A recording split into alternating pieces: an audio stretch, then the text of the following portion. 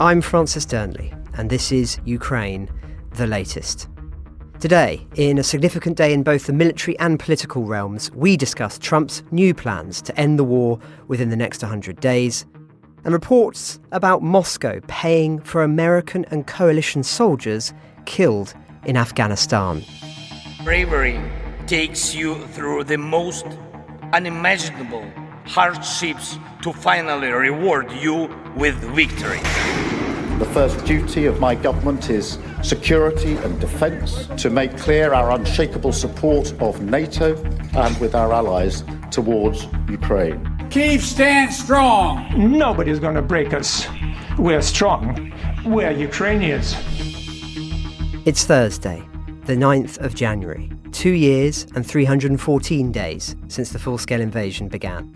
And today I'm joined in the studio by our Associate Editor of Defence, Dominic Nicholls, dialling in from Syria, where he's been incognito for the past few days, former tank commander and chemical weapons expert Hamish de-Bretton, and also Svitlana Morenets, staff writer at the Spectator. First, though, over to Dom for the latest on the battlefield. Well, hi, Francis. Hello, everyone. Let's start in Zaporizhia. So Russian forces targeted an industrial facility in Zaporizhia in the sort of southern parts of Ukraine yesterday with two FAB 500 glide bombs, killing 13 people, injuring at least another 113 the last time I looked, about a few minutes ago. That comes from the State Emergency Services and Governor Ivan Fedorov reporting that. Now, the attack damaged apartment buildings and an industrial facility. A tram and a minibus carrying passengers were also hit. I think that's where the majority of the casualties were.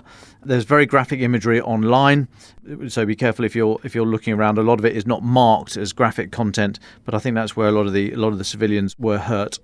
Elsewhere, it's still very active across all fronts, but not a lot of movement. So what do I mean by that? Let's take a little tour around. Let's start in Russia. The Engels fuel depot is still burning. There was another large explosion overnight. So this is the fuel depot about 400 k's-ish east-northeast of Kharkiv, to give you an idea where we are. It's a fuel depot that supplies a nearby Russian airbase from which fly the big Tupolev bombers. Now, that was hit a couple of nights ago. We didn't really get a lot of assessment of how much was damaged there, but there's imagery now that suggests that either the initial blast was very big or this secondary blast reported overnight was big, but it is still burning. There are reports that it has limited the amount of fuel that has been sent to the airbase. Quite for how long we do not know, but yet another fuel depot burning. So that was in a couple of hundred k's inside Russia. Then if we follow the front line starting around Kursk, Russian forces have been having some success in squeezing the northwest sector of the pocket of land that's still held by Ukraine, but no further advances by either side in that Kursk lodgement. Now, heading into Ukraine, let's start in the northeast around Vovchansk. That's that area, the Russian lodgement north of Kharkiv. A lot of fighting, but no changes to the line there. We then join the continuous front line. Let's go down through Kupiansk. So Kupiansk, the town about 50 k's east of Kharkiv, where Andrei Besedin, who's the head of the Kupiansk town military administration, speaking on national television this morning, said Russian forces are only 2 kilometers from the center of the town. We then progress through Liman in eastern Kharkiv Oblast, fighting there, no change in the lines, and then drop down into Siversk in Luhansk Oblast. Now, Siversk and the surrounding area was hit with multiple glide bombs yesterday. The Russians are attacking there using everything from motorbikes and buggies up to tanks to get the infantry into battle, we are told. Continuing on, we get to Chasiv Yar. So all those areas are still very, very active, but no confirmed advances of any real distance there. Let's pause for a moment in the Donbass. So Russian forces did continue their move west in Toretsk. So Toretsk, we're now about 20 k's south of Chasiv Yar, 30 k's-ish north of Donetsk city itself. Also, that pressure that's been applied to Pokrovsk, so about 40 k's west of Toretsk, west-southwest. Pressure there is still on. Russian mill bloggers saying the Russian military command has transferred additional forces to support assaults just to the southwest of Pokrovsk, but characterised this as Russian mill bloggers characterising the Russian advances as crawling. However, a lot of this reporting comes from the ISW, by the way, the Institute for the Study of War in the US. Now, Russia is said to be using civilian cars in that area to carry infantry into fighting positions. So you could say on the one hand that's good, as they don't seem to have enough actual military transport left. But on the other side, it's bad because they still have the manpower for the human wave meat assaults that they've been conducting. There's some suggestion Russian units are being transferred from Kharkiv area. We reported that town was taken a couple of days ago, transferred there to Minorad, which is to the east of Pokrovsk. Carrying on, if we continue our travel along the front line, heading further southwest out of the Donbass, or heading out of the Donbass, Russia is attempting to advance in the vicinity of Velika Novosilka and further throughout Zaporizhia Oblast, but again with no confirmed advances there of any real distance. There was that glide bomb attack on the city of Zaporizhia that I started this report with. ISW report the spokesperson of a Ukrainian brigade deployed near Orikhiv, so about 40 km southeast of Zaporizhia city, as saying yesterday that Russian forces are conducting small infantry assaults several times a day, largely without armoured vehicles, in an attempt to identify weaknesses in the Ukrainian defensive lines, as we've characterised it. They're kind of doing the giant military Jenga thing, just pushing and seeing where they can get any kind of success and then reinforcing that area. No advances throughout Kherson Oblasts, right in the southwest, and the end of the contact line that we've just been taking a tour of, although there was a glide bomb strike this morning on Kherson city that hit a house and a kindergarten, injuring 6. Now, in total, over the last day, Russian attacks across Ukraine killed at least 19 civilians, injured over 130 others, most of those casualties coming from that glide bomb attack on Zaporizhia. 70 drones launched by Russia overnight, 46 shot down, another 24 either brought down by electronic warfare or dummy drones designed to draw air defence fire. Okay, next one. The Kyiv Independent reporting this morning that the SBU, the security service of Ukraine, and the police have detained a married couple suspected of producing an explosive used in the attack, you may remember, in Dnipro last December, said to have been on Russia's behalf. One person was killed, 4 injured, including 2 police officers in that explosion in Dnipro on December the 14th. It was near a military enlistment office. We don't entirely know what the target was. Now, the newly detained suspects are a 33-year-old soldier who's AWOL, absent without leave from military service, and his 25-year-old wife. We are told they were looking for easy money, that's what the SBU say, and were recruited via Telegram to work for the Russian intelligence services. They're believed to have acted separately from the suspected perpetrator of the attack, a 37-year-old resident who was detained within hours of the explosion and also accused of acting on Russia's behalf. But this couple, the married couple, are being held because they made the bomb based on, we are told, allegedly on the behest of Russia's intelligence service instructions, and then stashed the bomb in a hiding place for the other bloke to come along and pick it up. We're told they subsequently watched the attack being carried out and then went into hiding until they were picked up this morning. Now, last one from me, Francis. In Ramstein in Germany, the US air base in Germany, the last Ramstein meeting today, the last one of the US Secretary of Defense Lloyd Austin under the Biden administration. Lloyd Austin announced a $500 million aid package for Ukraine, including air defense missiles, ammunition, and more equipment for the F-16s. He said, month after month, members of the contact group have helped provide, produce, and sustain the systems and the munitions that Ukraine needs, so we must not let up. President Zelensky is attending the meeting. He gave the opening address. He said it's clear that a new chapter starts for Europe, talking about Trump's inauguration. It's clear that a new chapter starts for Europe and the entire world just 11 days from now, when we have to cooperate even more, rely on each other even more, and achieve greater results together. We've come such a long way that it would honestly be crazy to drop the ball now and not keep building on the defence coalitions we've created. Now, it's thought that around $3.8 billion remain pledged but unallocated under the Presidential Drawdown Authority, but we still don't know if the incoming Trump administration will either honour that pledge or even continue the Ramstein process, or the Ukraine Defence Contact Group, to give it its correct title. As a reminder, it's a group of 57 countries, including all NATO members, including those that have a different relationship, shall we say, with Russia, like Hungary and Slovakia. that come together periodically to coordinate international support for Ukraine. This meeting is the 25th in the series. Now, NATO Secretary General was there, Mark Rutte. He was doorstepped by journalists going in. He apologised for being late. He said it was because of the weather. He then bigged up the spirit of burden sharing. He referenced that attack on Zaporizhia that killed 13 people, and then went on. He said, "We have to get Ukraine in the best possible position so that one day when talks start, at the initiative of Ukraine about how to solve this conflict, that they're in the best possible position to do that.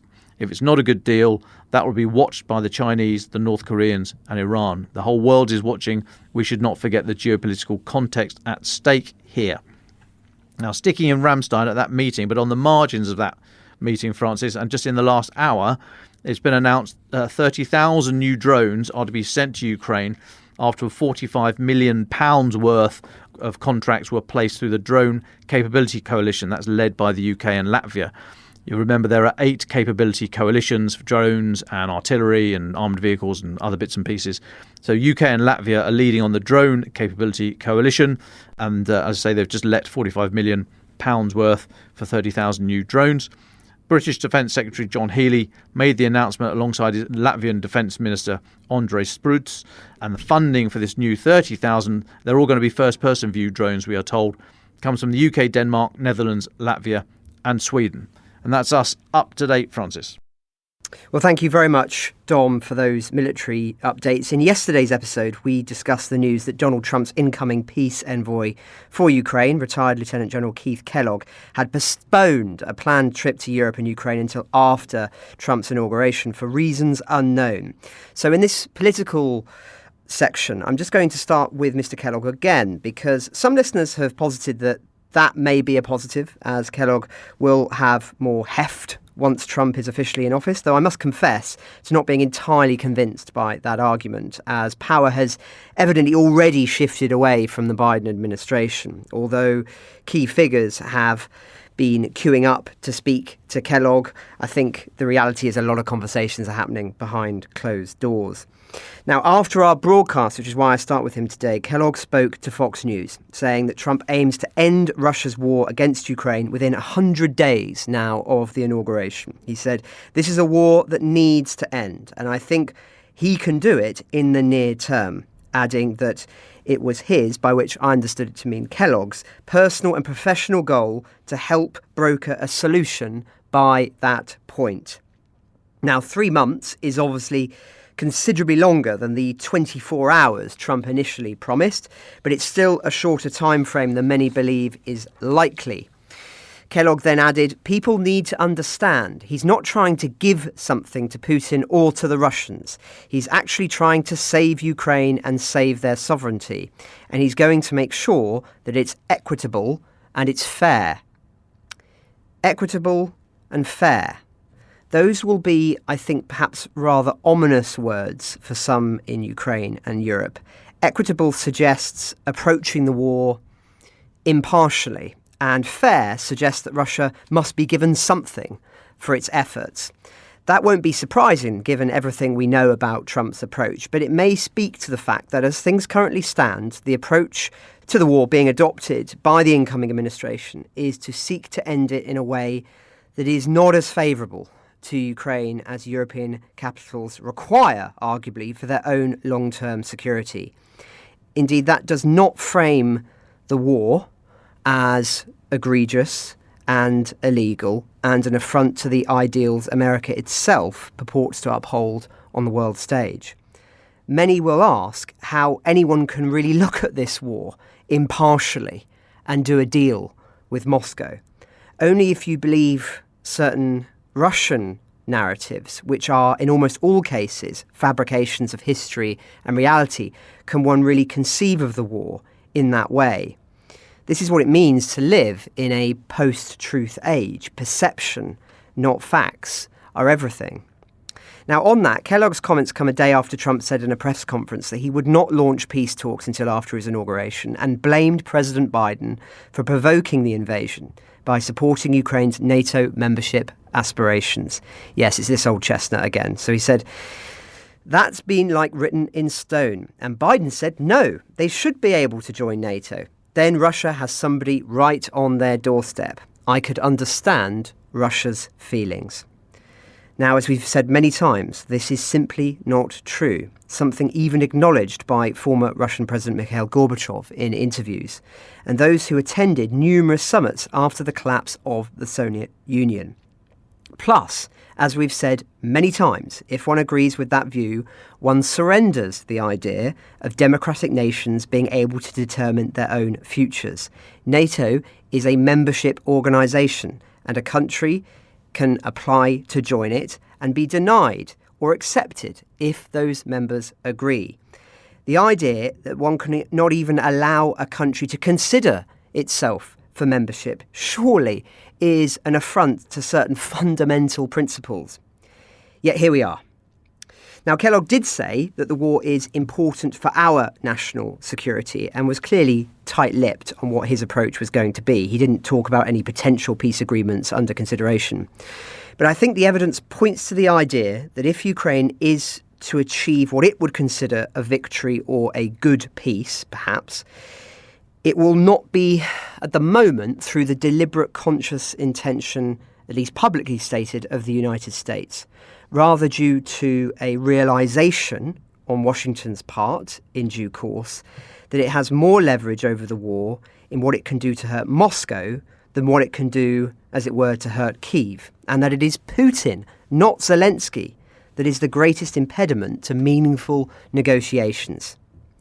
Evidence for that can be found in the remarks of British Foreign Secretary David Lammy today, who was speaking on Sky News earlier. He put it simply, we don't see in the intelligence any sense at all that Putin is ready to seriously negotiate. Now, if Washington wakes up to that, then perhaps the tone of the conversation will change. But it seems that we're some way away from that. Now, just a few other quick bits of news before we get to Hamish in Syria. In the self-proclaimed Transnistria, a landlocked breakaway state, internationally recognised still as part of Moldova, gas reserves for civilian needs are expected to last 24 days following the shutdown of gas entering Europe via Ukraine. Despite this, its so-called leader describes Russian gas as humanitarian aid, declining the Moldovan president's offer to help procure gas from the EU, instead waiting for Russian handouts. Interestingly, which is why I mention it, Kyiv is working with Moldova to find solutions to this energy crisis. And yesterday, President Zelensky and Moldovan President Maia Sandu announced measures after a phone call.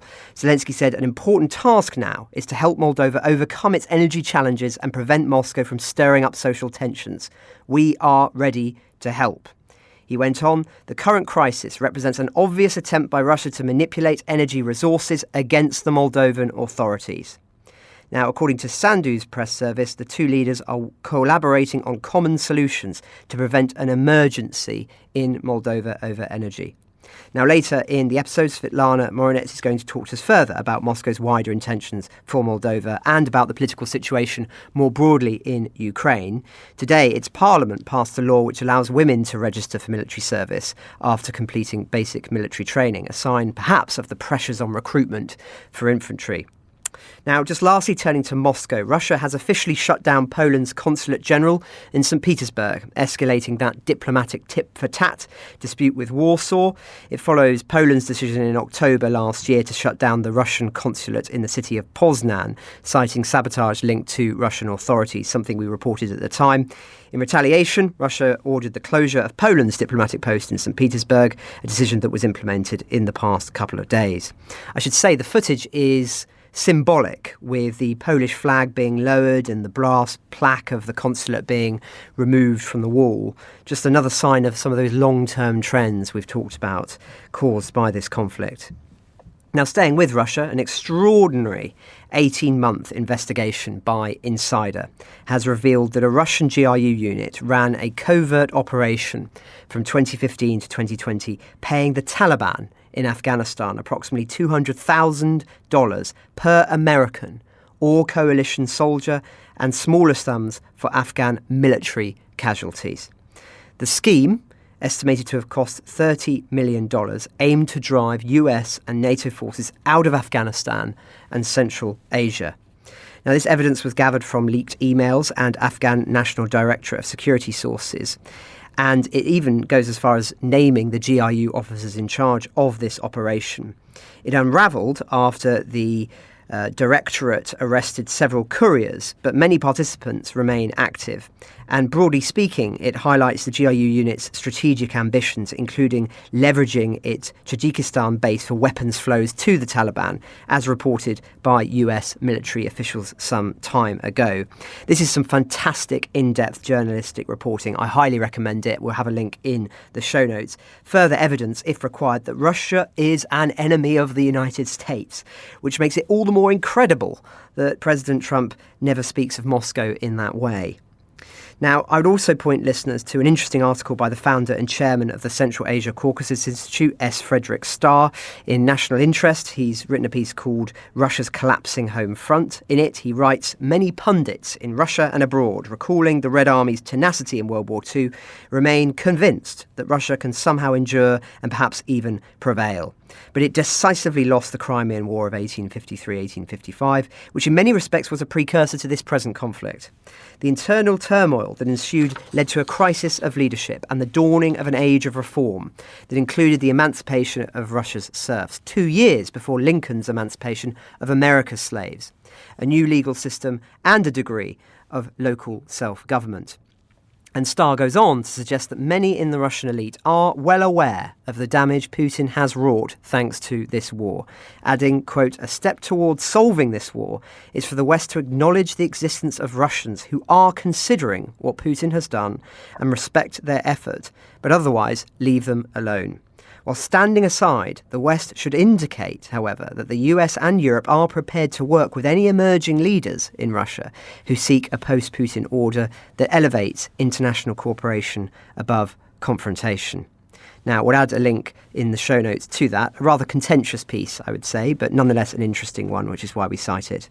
And just finally, on those Russians friendly to the regime, it is worth adding that Russian propagandist and film director Tigran Kyiv has suffered a clinical death and is in a coma, according to reports. His wife and Russia Today editor-in-chief, Margarita Simeon, has announced that on her Telegram channel. We don't know anything more at this stage. There's a lot of speculation around it, but these things do tend to happen rather a lot in Moscow, it seems. But that's enough in the political realm from me. To Syria next. Hamish, thanks for your patience. You've been incognito in Syria for several days and are on your way out now. Thank you for dialing in live from the country. Let's start with the very simplest questions. What have you seen and what's the mood like there? Well, hi, good afternoon. I think it's good afternoon where you are, and it's great to have you on. It's been an absolute honour to be in Syria this week.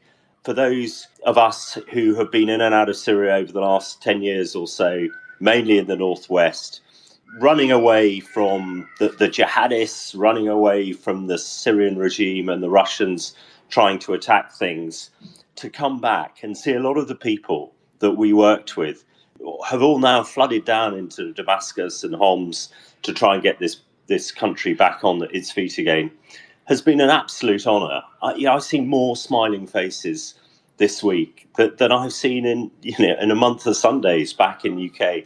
There is this infectious positivity, and I think that's the main message that I want to paint from my week in Syria, because I think it's so important that people in the West understand what is actually going on in this country, not what perhaps some people are reporting, the negativity of it. But free Syrian flags everywhere. Virtually on every street corner there used to be a picture of Assad. All of those have been ripped down, and painting all over the place of peace doves. Quite remarkable. Nobody I've met has had anything but positivity towards this. And we talk about secular. I've been in more churches in the last 2 days than I have in years. In fact, yesterday I was in the oldest church in the world in Homs, AD 57, below the sort of church that sits on it now. Right next door was a mosque, and the imam and the priest, Orthodox priest, genuinely working together as friends. And it is only 4 weeks since Assad fell and the Russians fled. So quite remarkable progress that has happened. Although I didn't get the chance to meet Ahmed al-Shara, interim leader, the people I were travelling with on Sunday had 2 hours with him. And he said he came across as a remarkable, humble, very bright, very inclusive, but absolutely alive to the challenges that are happening. These friends of mine were now breaking bread with the man who 16 years ago was a jihadist. Paint a picture of Damascus, the rebel areas in Damascus, and people will know these names: Ghouta, Harista, Yoba, absolutely flattened. Ostensibly, I was there sort of looking at some of the chemical weapons stuff. We spent a long time in Ghouta, where 1,500 people were killed. We saw the mass graves where these people are. The man who buried them all also buried 5 members of his family, and he is determined that the UN and the Organisation of the Prohibition of Chemical Weapons come in and collect evidence. And I won't say any more of that because I was travelling with a couple of Telegraph journalists who will remain behind, so I won't say too much about them. But they are doing a big feature for this weekend, so covering all the issues. And I think you'll be absolutely astounded. I'm also going to do battle lines next week to go into it a bit more detail.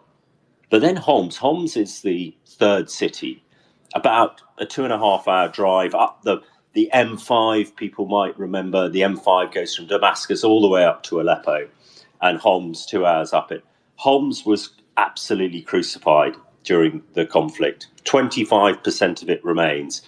Electricity is very occasional, and having been stuck in the lift in our hotel for an hour and with a bit of gunfire going on, it was quite a surreal moment. But Homs is a very strange place, absolutely flattened and surrounded by Alawites. Alawites were the sect of Assad, only about 10% of the population who've run the country for the last 52 years. So lots of tension around. Homs itself, there is a bit of sporadic gunfire going on, most of it celebratory. There was the odd Israeli airstrike. I'm not trying to be glib here. One just doesn't know. But generally, the environment just, it feels safe. I mean, I was in Marrakesh 4 weeks ago. I felt slightly more threatened in Marrakesh than I did in Homs this morning. So, but the Russians have left a real stain on Syria.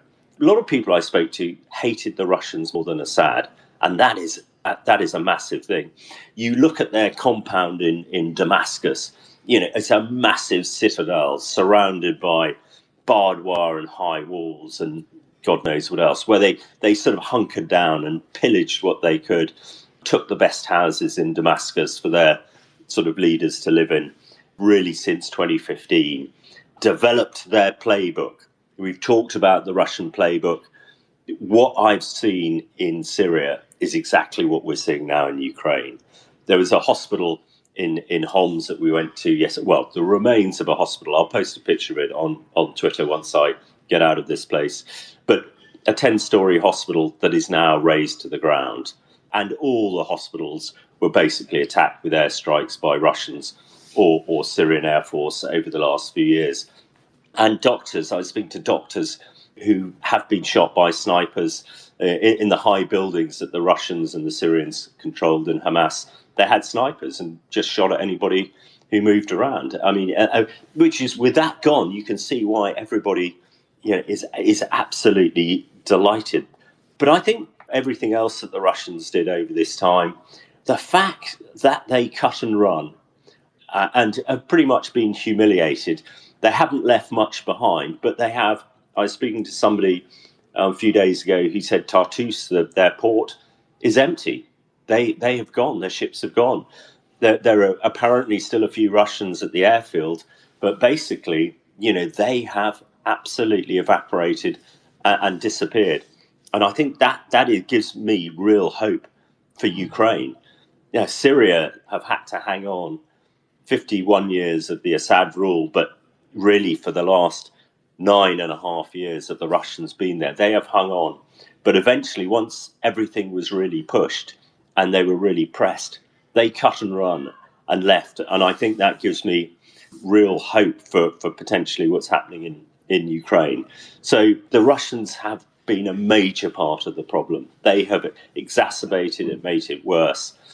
One feels at the moment we're in the eye of the hurricane. It can go one of two ways. They can get on the outward swirl of the hurricane and develop into great things, or they could be consumed by those who would want to do us harm. And certainly what the stuff that will be published in the Telegraph in the next few days, I'm urging our leaders to get involved. That they don't need our direction. They don't need to be told what to do.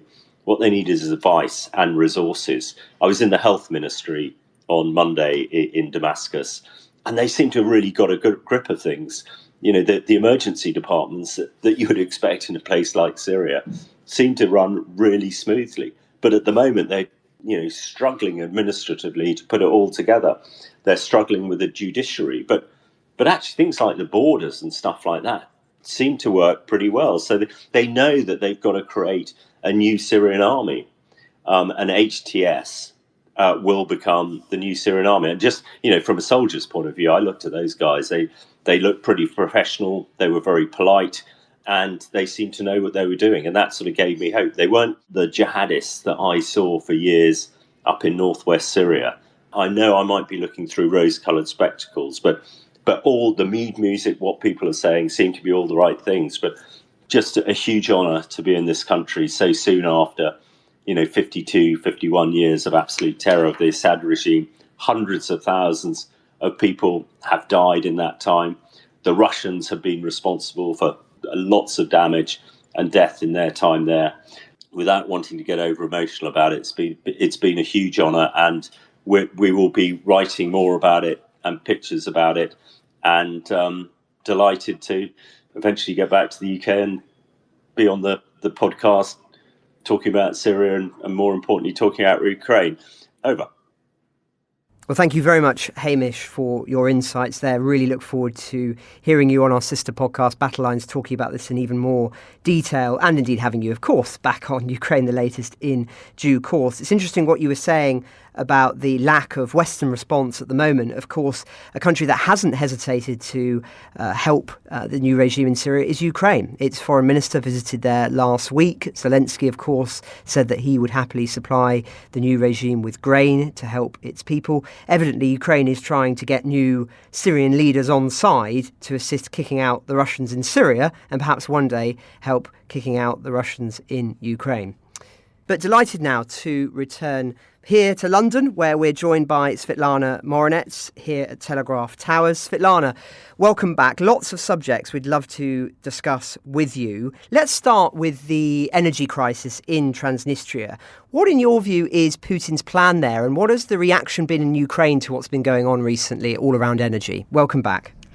Thank you, Francis, for having me back. Well, I would say that Transnistria is on the verge of a humanitarian crisis after Putin halted the gas supplies to the region. And for a week now, over 300,000 residents of Transnistria have been surviving the winter with almost no gas, no heating, and by the end of the month there will be no electricity. People are massively cutting down the trees, burning them, trying to get warm and cook some food. I would say that Putin aims to use this energy crisis to intervene into the upcoming parliamentary elections in Moldova and install a loyal to Russia government, because the current government in Moldova is pro-European and they closely work with the Zelensky government. A bit of context, Moscow has been supplying Transnistria with a free gas for almost 3 decades to maintain its military presence in the region, and then Transnistria used that free gas to make electricity and to sell it to Moldova. That lifeline ended when Ukraine stopped the transit of Russian gas on the 1st of January. Putin still had an option to preserve the gas supplies to Transnistria using the line through Turkey, but he chose not to do that. Moscow's aim here is to destabilize the political situation in Moldova, because Moldova's and Transnistria's energy sector is deeply connected, and lots of villages and towns in Moldova are also having electricity blackouts and gas shortages. And here Ukraine is trying to help Moldova. Moldova started importing some of the electricity and gas from Romania, but it rose the prices of the utility bills for the population. Of course, people feel angry towards the government, and the Russian media, Russian propaganda are working heavily to pin everything on Moldova and on Ukraine. Because the Gazprom, the Russian energy giant, they say that Moldova should have paid for the free gas they supplied to Transnistria, which is quite strange, because if Transnistria wants to be independent state, then why should Moldova be responsible for their bills? And Maia Sandu, the current president of Moldova, she could barely win the elections last November. She was in a close tie with a pro-Russian candidate. Back in November, Putin's plan didn't work, so now he uses this energy crisis trying to install the pro-Russian parliament in Moldova. And it will be like in Georgia, when the president is pro-EU and the parliament is pro-Russian, then president doesn't have any power, any influence. They can't make any decisions for the country. Right now in Ukraine, what's interesting, the media are putting pressure on Zelensky to be more active, trying to help Moldova and even to offer Transnistria the gas supplies from Ukraine, because Ukraine has quite a lot of reserves of gas underground.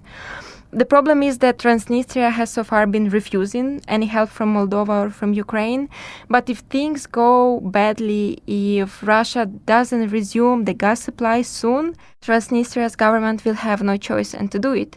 What the media in Ukraine are urging is for Ukraine to be more involved in the geopolitics, the same as they want to help Syria. And the same, they should be involved to help Moldova maybe later to reunite back with Transnistria. But it's important to note that Maia Sandu, the current president, wouldn't like Transnistria to reunite with Moldova before the parliamentary elections, because the population of Transnistria is mostly pro-Russian. They have Russian passports, speak Russian language.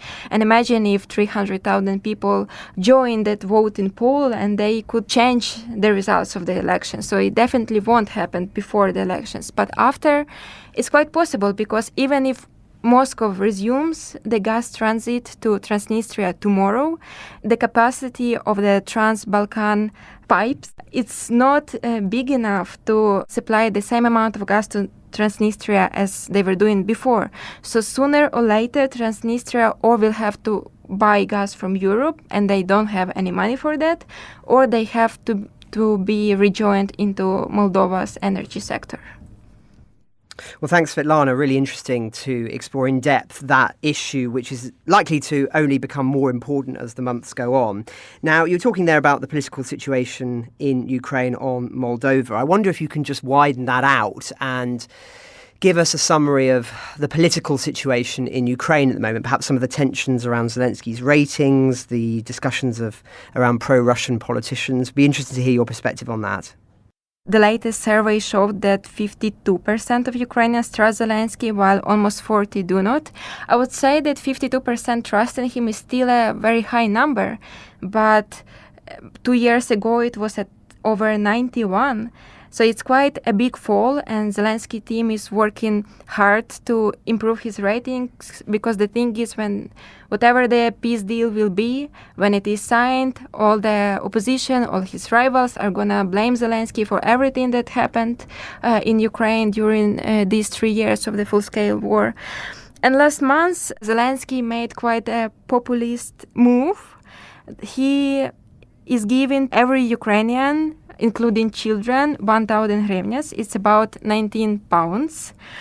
People can use this money for limited things, for example, to pay for electricity bills, to buy medicine, or they can donate this money to the army. 19 pounds is little money even in Ukraine. He received a lot of criticism from the opposition, from the ordinary Ukrainians, from soldiers, because this money could be allocated to the army or for internally displaced people. There are almost 4 million of them. People who are fleeing the Russian occupation, or, for example, families who lost a member due to the war. There could be better ways to give this money to Ukrainians, not to every Ukrainian. These hopes that it could improve Zelensky ratings, they didn't work out. In the end, it only fueled the anger of Ukrainians towards the government because it's not what they want right now. They want the government to fight corruption, to manage the problems in the army and the war. Receiving 19 pounds in their hands is not their priority. But from the other side, I would add that at least 30% of Ukrainians, according to the UN, they live in poverty and they can barely afford to buy groceries and to pay for their bills. And for many of them, this money were quite useful, and especially for pensioners. Pensions in Ukraine are very, very low. And most of them spend them paying for electricity bills, and only few of them could donate them to the Ukrainian army. So it says something. If to talk about the upcoming presidential elections, because more and more people are talking about that in Ukraine, and also soldiers are against it and saying it's not the time because the war is still going on, we have to keep fighting. There is not much going on in terms of the political rivalry, except for one very questionable politician. It's Yuri Boyko, pro-Russian politician, and it's quite surprising that after almost a decade of war with Russia, he still has some support from the population. And if there are polls about who they want to be the next president, he has like from 3 to 10% of support. And it's not much. He won't win the elections with that number, but he will bring pro-Russian people to the parliament, to the next Ukrainian parliament, and it's really a big problem. And last month there was a scandal that involved Boyko when he shared a video on TikTok and in which he spoke about Ukrainian radicals who are renaming cities, demolishing monuments, and supposedly forbidding people from speaking their native language, meaning the Russian language. So he was repeating the Russian propaganda, and Ukrainian activists rose a scandal, and they said that why is Ukrainian security services not reacting to it? Boyko was called by the Ukrainian security service for a chat. And after the chat, he published a video apologizing to all the Ukrainians, saying that all of the Ukrainians should work together for victory and that Putin is a war criminal. But of course, he was told to say it. It's not necessarily what he thinks. And the party that he leads right now, which is called Platform for Life and Peace, it often echoes Moscow narratives. And even if pro-Russian parties are banned in Ukraine since the full-scale invasion, one party just got a different name, but people stayed the same, and they're still pro-Russian. And there are a few dozens of them in the parliament. And the reason why they are still not kicked out is because the coalition is very weak in the Ukrainian parliament. And Zelensky doesn't have enough votes to certain bills, or opposition doesn't vote always, or many deputies just resigned during the war. So he needs those votes from that pro-Russian party, and it's part why he is so criticized by influential people in Ukraine, because from one side, of course, he says Russia is the enemy and there should be no pro-Russian narratives in Ukraine, but then he receives votes from pro-Russian politicians. And it's quite a problem, and it would be a shame if during the parliamentary elections, whether they will be this year or next year in Ukraine, if some politicians with pro-Russian views will go into the parliament and this story will continue as all through all Ukrainian history. Hopefully, there won't be too many of them. Well, thank you very much, Svitlana. Just a couple of other quick questions, if I may, before we go to our final thoughts. The first being that there have been some reports, I was reading in the last 24 hours or so, that Ukrainians, a few at least, are returning to homes in occupied regions. Can you just do a little bit of a deep dive for us to exactly what this is and what's going on? Yeah, so there are at least 3.5 million internally displaced Ukrainians, and There are big problems for finding housing for them, and the government recently cut the help with the money. And I remember that since 2014, when the first people started fleeing Donetsk and Luhansk, when Russian forces occupied those cities, landlords in the west of Ukraine didn't want those people to live in their houses because partially they were blaming them for Russia invading, and they were saying those people are traitors, so they don't want them here, or they were saying that they're not reliable because, of course, they were fleeing the occupation with little clothes, little money, and they wouldn't be able to pay rent every month. So that problem was going on for a lot of time. And now, since 2022, even more people fled, and Ukraine doesn't have money, or, can't allocate enough money to support them. There are different numbers of how many are returning to the occupied territories, to their homes. Official number is for last year is about 2,000, but unofficial is 150,000 Ukrainians coming back to occupied region. And for them also to return there is so dangerous. The only route to go through filtration, to cross through the battle lines, and to try to get to their houses. This Russian filtration camps where they hold Ukrainians for days or weeks, interrogating them or even torturing them. Or another route is to fly to Europe and then fly to Russia, and from Russia go to the occupied territories. It's very expensive, and it's also dangerous. So Ukrainian government would have to take care properly of these people, but there is not enough housing for all of them. Adults right now receive like £40 a month of support from the government, and children £70. It's not enough to rent even a room in Ukraine. Zelensky is constantly talking about the demographic situation in Ukraine, how bad it is, but I think the focus right now of the government should be to preserve those people on the territory it controls, not to push them to go back to the occupied territories. Because recently Zelensky created a Ministry of Unity to bring Ukrainians who fled abroad back to Ukraine. But I think that should not be the focus, because they are already abroad. Most are successfully building their lives. They found jobs. The focus now should be to properly help those internally displaced inside of Ukraine. Fascinating. Thank you, Svitlana. A story that is very much underreported. So great to be looking at this with you. We held on to the story so that we could discuss it with you, knowing your interest in it. So thank you for that. Just one final one from me before we go to final thoughts. Of course, there's been lots of talk about Zelensky's interview with Lex Fridman. We were talking about it earlier this week. Just wondering what the Ukrainian reaction has been to President Zelensky's 3-hour discussion with him, and perhaps changing attitudes towards President Trump. Have there been any? So there is quite mixed reactions to that interview.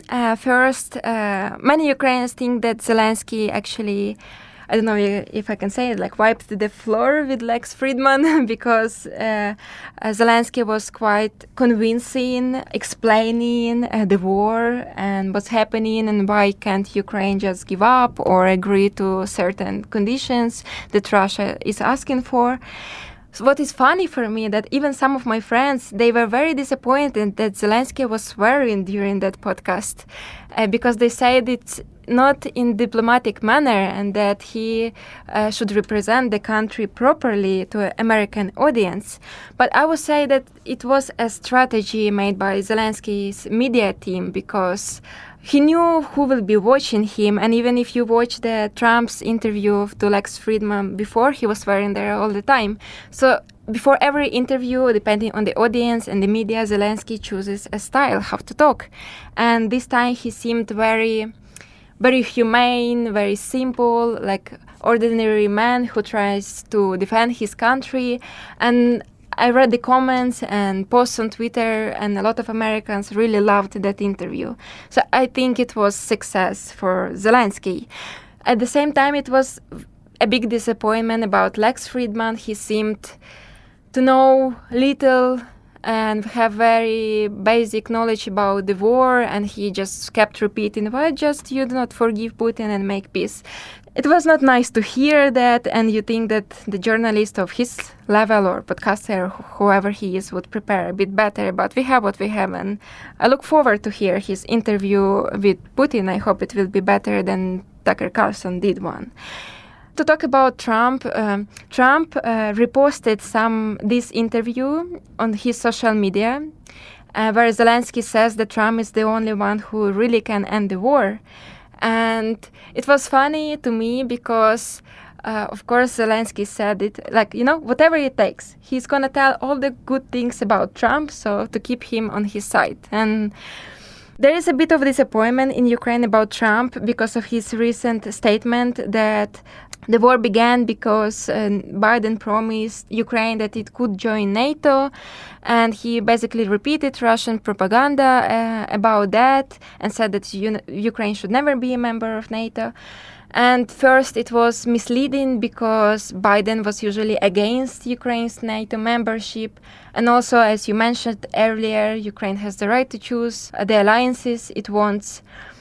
During all this time since Trump was re-elected, many analysts, they said to Ukrainians and to me personally that we shouldn't take very seriously everything that Trump says, that he says one thing and does another one, but it becomes more and more difficult to do it because he never talks bad about Russia, but he often talks bad about Ukraine, or even Elon Musk, he's reposting all the tweets blaming Ukraine for the fires in California and all that nonsense. And you think that if his close circle is talking bad about Ukraine and Trump doesn't talk anything wrong about Russia or how he's going to pressure it, only talks about that what Ukraine shouldn't do and shouldn't be, then the hope starts slowly dying that Trump will actually try to make the peace deal that will be good for Ukraine. I hope it is not like that. I hope that I'm wrong. But for now, it seems that the deal that we will have in the end will have to reward Russia for its aggression, and that's a shame.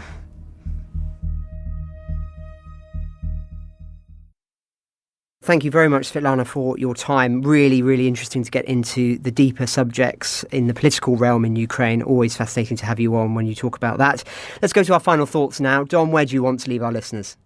Thanks, Francis. So whilst we've been on air, I've been having a look at news coming out of Ramstein.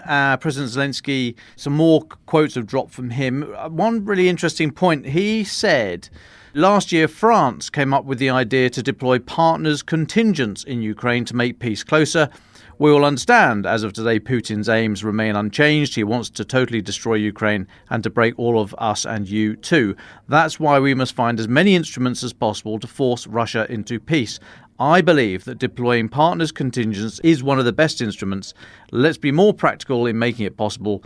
We've heard signals from some of our partners, including the United Kingdom, in support of this. We must be brave and propose truly strong instruments. So, not a new idea, this thought of putting Western trainers into Ukraine or even post some type of peace, having Western peacekeepers, which might then be a tripline, a sort of canary in the coal mine, a NATO Article 5 light, something like that. So it's not a new idea. We've talked about it many, many times, but really interesting that of all the things that President Zelensky could have raised, and he raised other things, as we mentioned earlier on, about weapon supplies, but of all the various points he could have raised, the few that he's got the time to do so, he chose this one about Western boots on the ground inside Ukraine in some form. I thought that was really interesting.